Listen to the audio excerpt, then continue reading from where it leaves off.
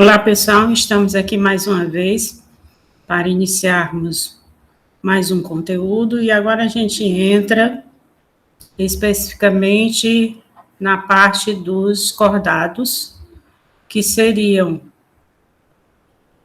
animais que possuem uma estrutura chamada notocorda e que nós vamos estar agora apresentando para vocês os grupos iniciais que possuem essas estruturas e que essa estrutura seria originada no embrião desses animais, do tecido embrionário mesoderma, e posteriormente, na fase adulta, se transformaria na coluna vertebral.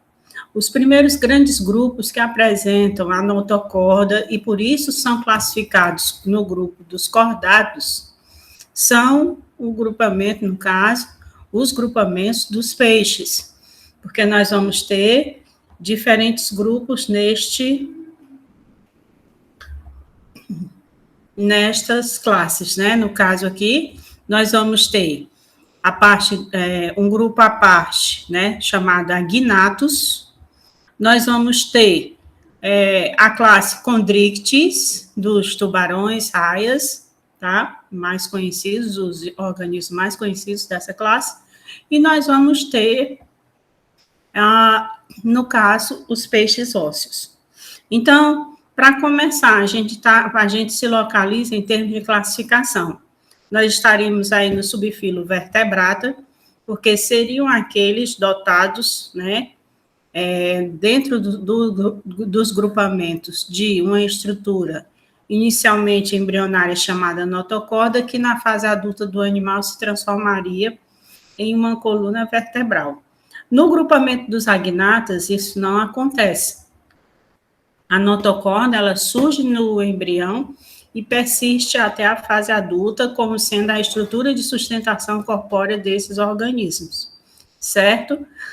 Em relação aos condrictes, grupamentos dos tubarões e raias, e osteíctes, o grupamento dos peixes ósseos, aí sim nós já vamos ter o desenvolvimento da estrutura denominada coluna vertebral, sendo que nos condrictes nós vamos ter tecido cartilaginoso, e aí nós vamos ter todo a parte de sustentação desse animal, do esqueleto, feito de cartilagem, enquanto que no grupamento dos osteíctes, nós temos aí um fator evolutivo com o surgimento, né, do tecido ósseo. Por isso que o nome é osteíctes, que seriam peixes que têm, no caso, o esqueleto ósseo, ok? Um dos representantes que mais chama a atenção, que a gente pode ver aqui, né, seriam os representantes da aquariofilia do modo geral, que seriam os peixinhos dourados, né, são muito bem vistos devido à beleza que o animal apresenta, e são criados como, né, animais domésticos por muitos, né, da nossa espécie, ok?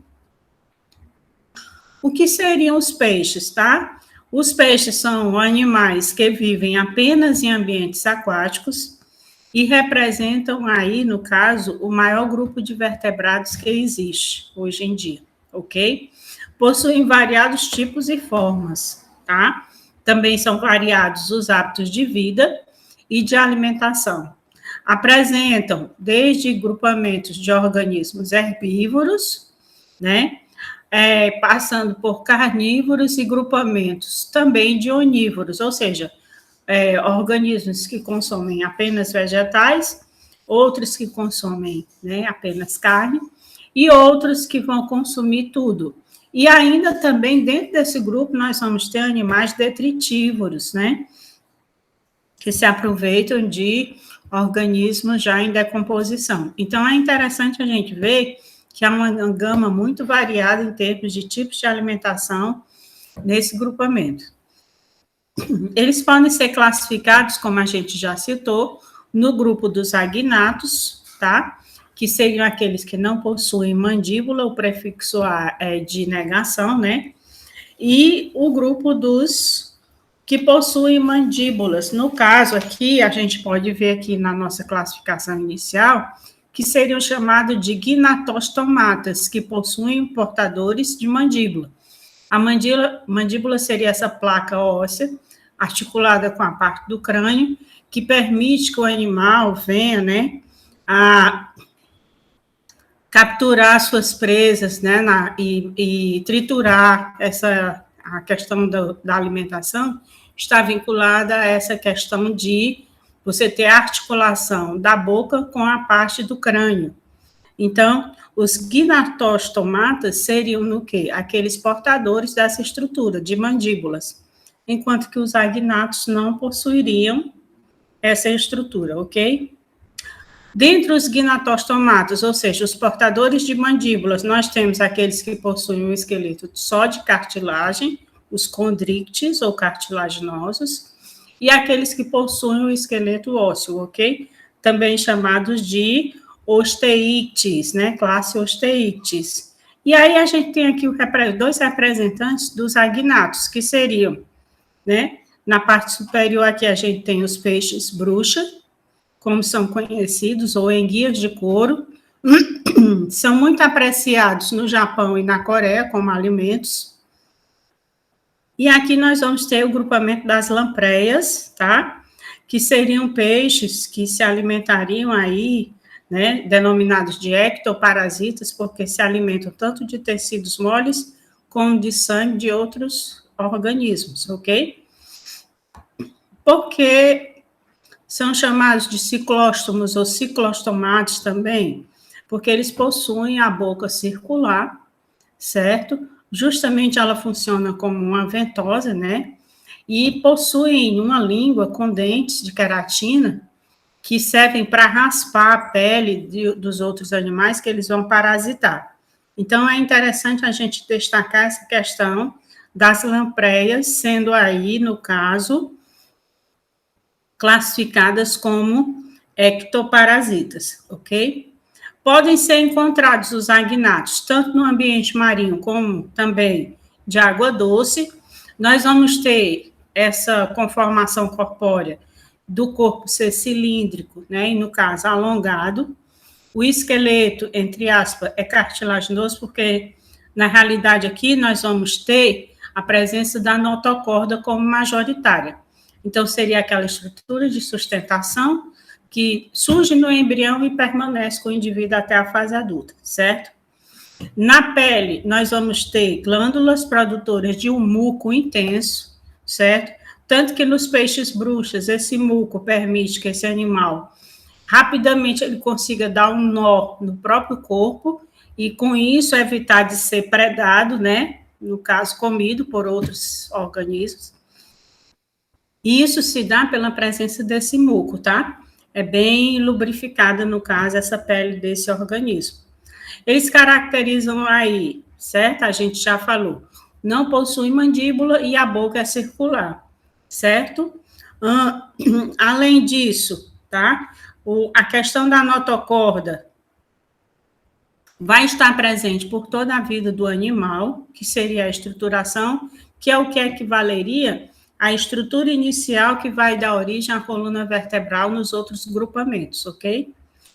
Nós vamos ter atualmente apenas 2 grupos desses animais, que seriam, a gente já apresentou para vocês, as lampreias e, no caso, os peixes bruxas ou feiticeiras, esses aqui, como são conhecidos, tá bem? Com relação a estes animais, nós vamos ter nadadeiras ímpares e pouco desenvolvidas, tanto no dorso, como a gente pode ver aqui nessa gravura, como na cauda. Isso seria a nadadeira dorsal única e a caudal, ok? Aqui nós temos em destaque a boca, né, da lampreia, com os dentes de queratina, que a gente vê é uma lampreia, né, maximizada em termos de desenho, e apresentando a boca circular. Essa questão de apresentarem essa boca circular, também a gente encontra na literatura se referindo a esses grupamentos como o grupo dos ciclóstomos ou ciclostomados, como vocês devem encontrar em termos de pesquisa, ok? Então, nós temos aí uma nadadeira ímpar caudal, só uma, tá? E uma nadadeira dorsal. A gente não vai ver nadadeiras duplas nesse grupamento, ok? Nós não vamos ter aí nem estômago, nem glândulas salivares, porque ectoparasitas vão basicamente estar consumindo sangue já com os nutrientes desses organismos, ou mesmo os tecidos moles já macerados, né? Então, há mais um nível aí de absorção já, certo? Por isso que vai ter fígado e intestino, porque eles vão precisar das enzimas para fazer, né, ainda aí a digestão no trato digestório aí do intestino e estarem modificando essas substâncias para serem absorvidas a nível aí de fígado. Então, nós vamos ter um coração com duas cavidades, apenas um átrio e um ventrículo, isso se mantém no grupo dos peixes, no modo geral, e a circulação é dita simples, né? Ela passa uma vez apenas pela estrutura do coração e vai para todo o resto do corpo. Então, nós vamos ter também, tá? A circulação aí venosa, ou seja, o sangue venoso passa apenas uma única vez pelo coração, que vai ser, no caso, bombeado para as brancas, onde vai haver as trocas gasosas, e depois ele vai ser distribuído para todo o corpo. Isso se mantém, esse padrão se mantém de uma única vez a circulação, né? Passar pelo coração, vai ser, no caso, bombeado o sangue para o sistema branquial, e daí ocorrem as trocas gasosas, e ele passa por uma artéria dorsal, sendo distribuído para todo o corpo, retornando depois pelas veias, né, para a parte do coração novamente, e aí fecha-se o ciclo, ok? Nos agnatos, a excreção, como é que é feita? Ou seja, como é que é retirada a excreta, né, do corpo desses animais? Nós vamos ter aí um par de rins, sendo a ureia e a amônia os principais produtos de excreção, ok? Vão possuir um encéfalo com cerebelo e 10 pares de nervos cranianos. Então, a gente vê aqui que a percepção, né, sensorial desse organismo já é bem desenvolvida, certo? Nós vamos ter olfatos, olhos, no caso, e uma orelha interna com função apenas de equilíbrio, tá bom? Com relação à reprodução, nesse grupamento, nós destacamos no grupamento das lampreias, certo? Que eles têm um comportamento diferenciado, que ao atingir a maturidade sexual, eles vão entrar nos estuários dos rios, aí deixam de se alimentar. No caso, o macho vai construir um ninho de pedras nos fundos desses rios, bem submersos, no caso, e aí a fêmea vai colocar cerca de 200 mil óvulos.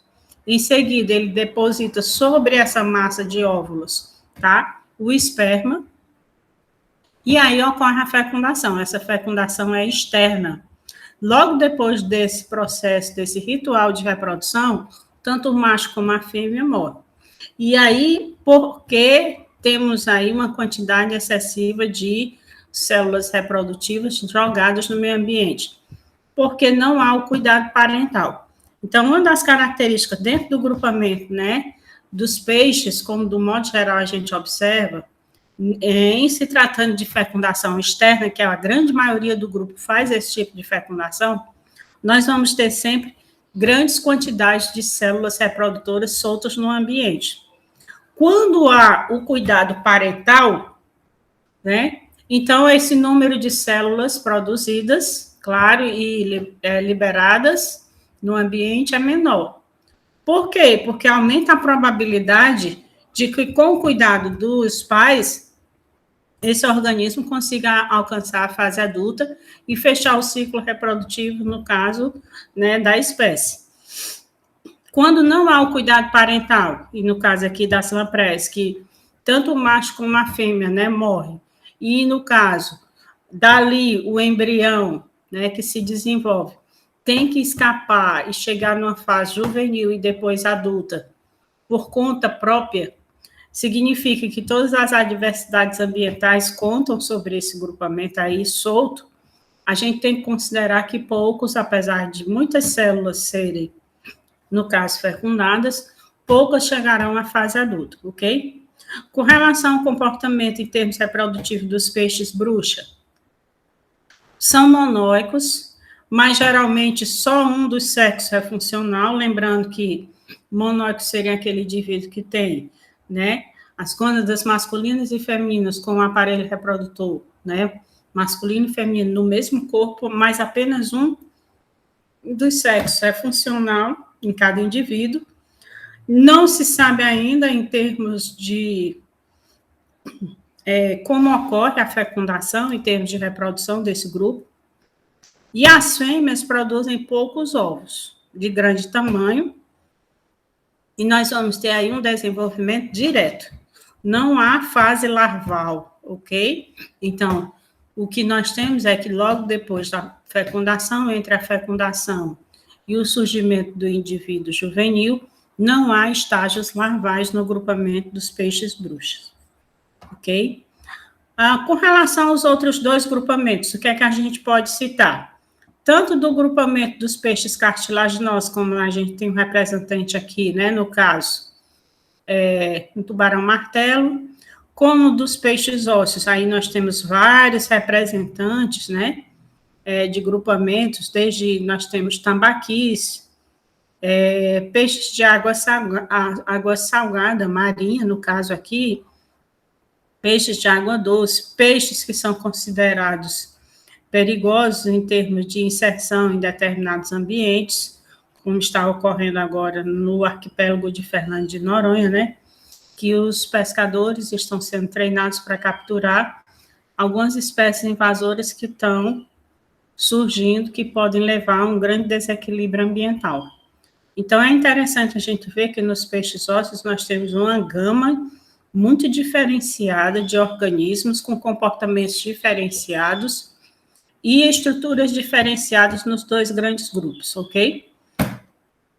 A priori, tanto cartilaginosos como peixes ósseos, eles vão se diferenciar dos agnatos por possuírem mandíbula, tá? Então, estamos no grupo dos gnatostomados, e no caso, a gente vai ter aí, certo?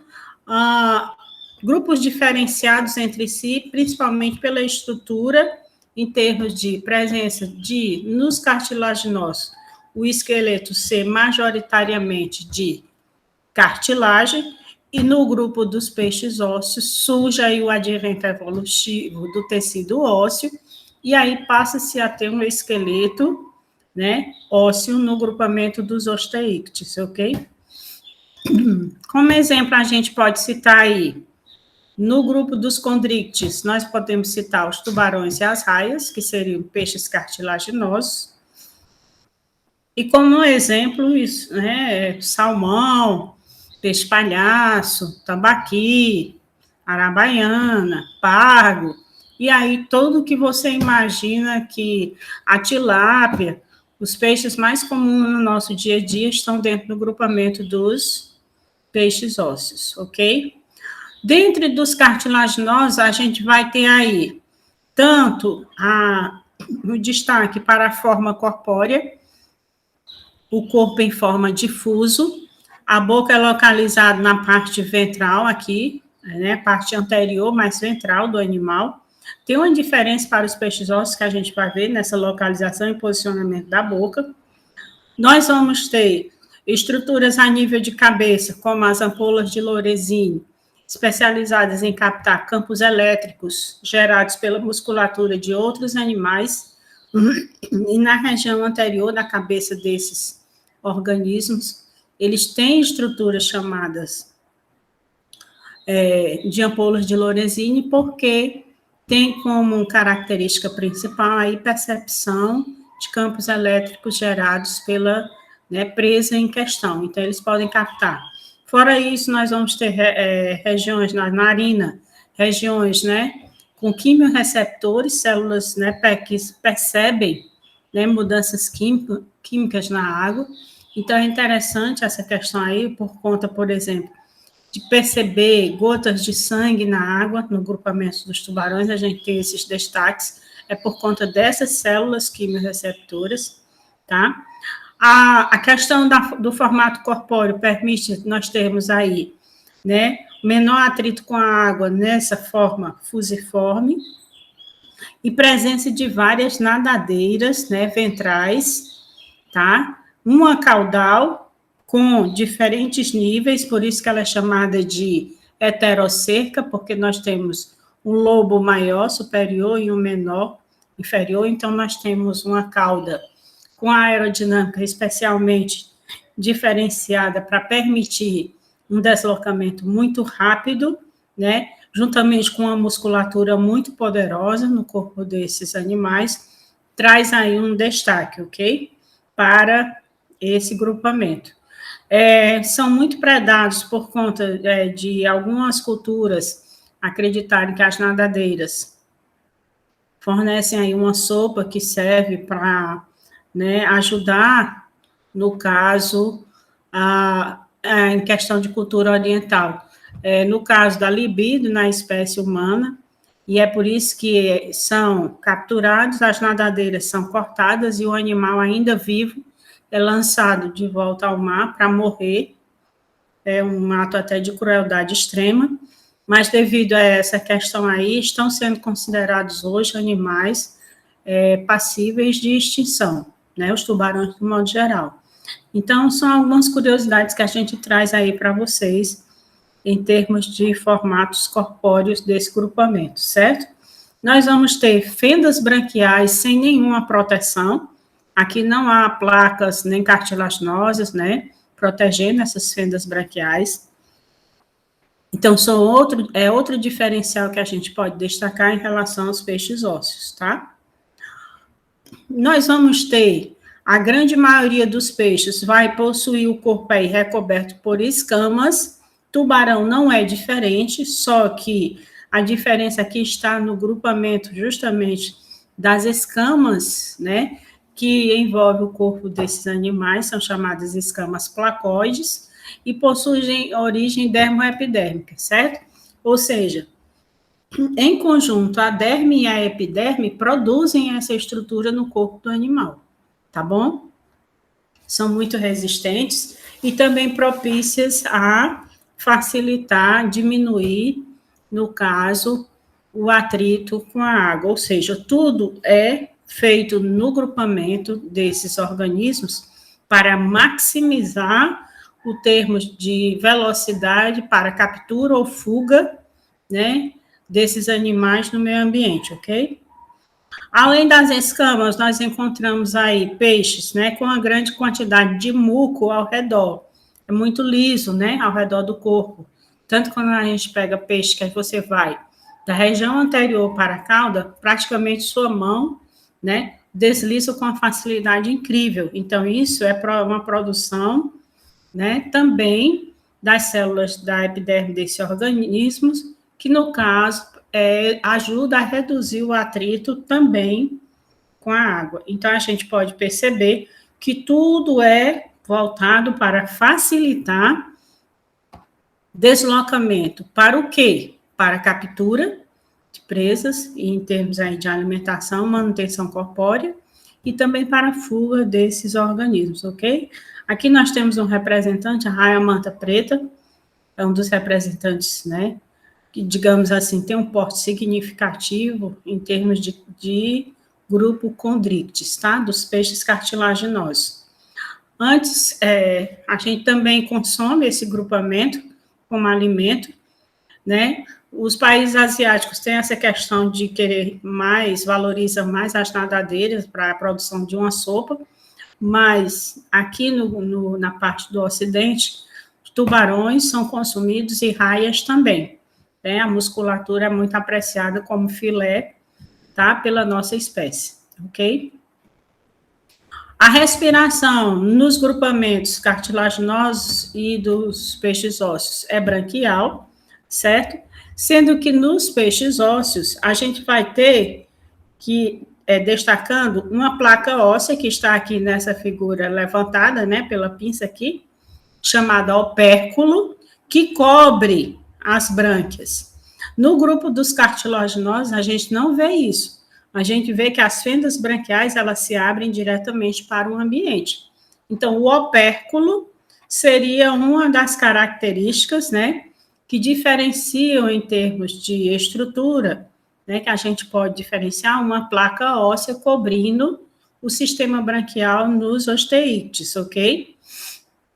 Com relação à circulação sanguínea, ela é simples e completa, então circula em um único sentido por todo o corpo do animal, é impulsionado do coração, né, por uma artéria ventral para as brânquias, lá o sangue faz as trocas gasosas e é impulsionado por uma aorta dorsal para todo o corpo do animal, o sangue oxigenado.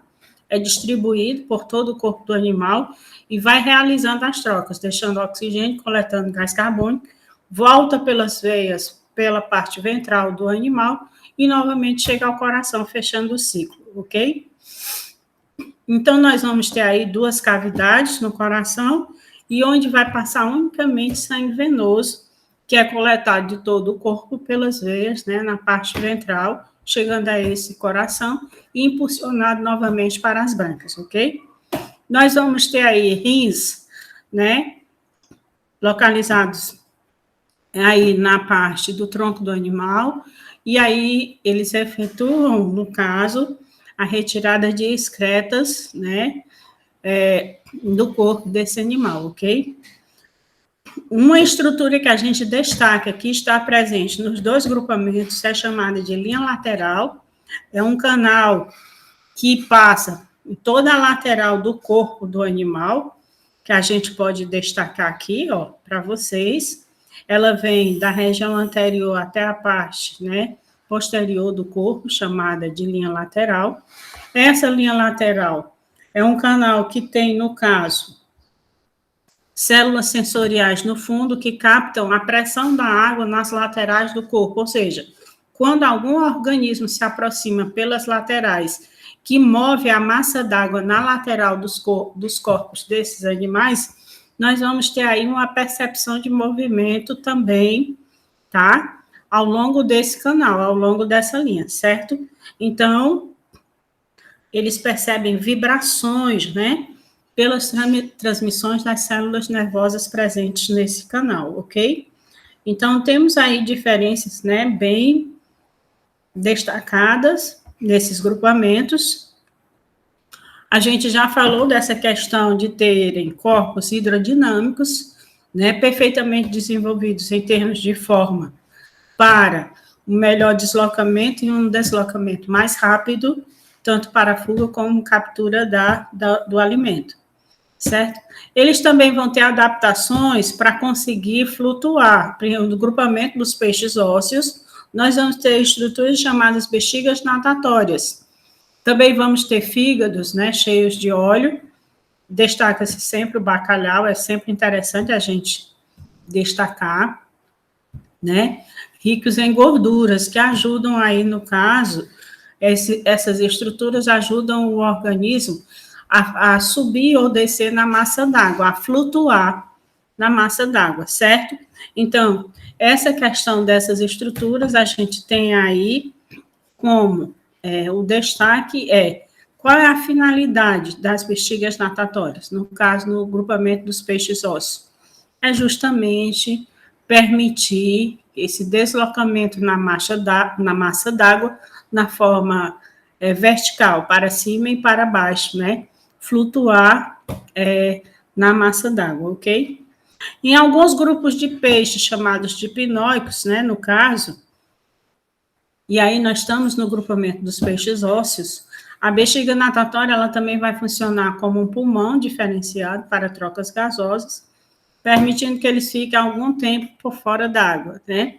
No caso aí, é sempre importante a gente destacar aqui essa estrutura da bexiga natatória, que seria uma vesícula com gás, tá? Esse gás pode vir tanto da corrente sanguínea, através, né, de uma glândula oval que se anexa a essa estrutura, como em alguns grupamentos, essa estrutura tem um canal que é interligado, né, justamente a captação de gás fora do corpo do animal. Então, sendo de um grupamento ou de outro, sempre vai haver gás nessa estrutura, e quando o animal precisa se locomover, esse gás ou é adquirido e fica contido dentro da bexiga, ou ele é liberado para a corrente sanguínea, né, ou expelido pela boca do animal, no caso, para que ela possa ser esvaziada. Então, existe esse mecanismo tanto de encher e de esvaziar a bexiga natatória conforme a ação de subir ou descer, no caso, né, na massa d'água, ok?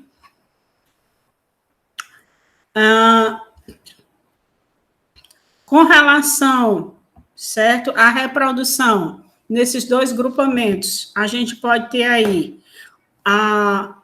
uma diferença entre grupamentos cartilaginosos e ósseos, sendo que nos peixes ósseos a fecundação geralmente é externa, não quer dizer que vai ser sempre externa, mas geralmente a grande maioria é externa, ou seja, há uma grande liberação de óvulos na massa d'água, né, no rio, nos mares, onde estiver aquele grupamento ali, né? E no caso, o macho vem e libera o esperma por cima dessa massa de óvulos, ok? Geralmente, o desenvolvimento é indireto, ou seja, vai haver um estágio larval entre a fecundação e o desenvolvimento de um juvenil. Ok? Mas também vamos ter desenvolvimento direto em algumas espécies. E, posteriormente, essa larva nos peixes ósseos se transforma em um peixinho juvenil chamado alevino. Então, nós vamos ter aí, né, uma forma chamada, né, alevino, ok? Então, é interessante a gente ver aí esse desenvolvimento em termos de peixes ósseos, tá? Já nos peixes cartilaginosos, o desenvolvimento é direto, não tem estágio larval, e nós vamos ter aí uma fecundação interna, sendo que nós podemos ter espécies ovíparas, que no caso a fecundação é interna e se desenvolve ali, no caso, um ovo que é colocado no ambiente. Nós vamos ter espécies ovovivíparas. A fecundação é interna, se desenvolve um ovo, mas esse ovo fica no interior do corpo da fêmea, né, até eclodir e sair, no caso, um organismozinho em miniatura do corpo da fêmea. E também tem espécies vivíparas, que no caso não se desenvolveria o ovo, mas sim começa a se desenvolver o embrião e se torna, no caso, né, um juvenil pequenininho lá no corpo da fêmea, que se alimenta, no caso, diretamente de substâncias do sangue do organismo materno, por uma estrutura semelhante a uma placenta. Então, aqui nos cartilaginosos, nós temos espécies, né, que têm diferentes tipos de desenvolvimento dentro ou fora do corpo da fêmea, ok?